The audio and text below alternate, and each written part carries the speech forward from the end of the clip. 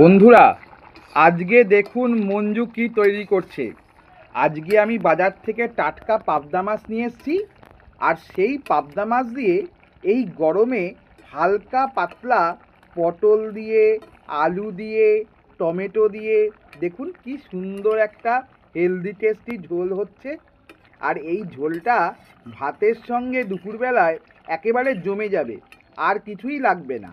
আর আপনারা যদি এই ভিডিওটা সম্পূর্ণ দেখতে চান, তাহলে শর্ট ভিডিওর নিচে বড় ভিডিওর লিঙ্ক দেওয়া থাকবে, সেখান থেকে সম্পূর্ণ ভিডিওটা দেখে নিতে পারেন। আর যদি ভালো লাগে, লাইক, শেয়ার, কমেন্ট, সাবস্ক্রাইব করতে ভুলবেন না।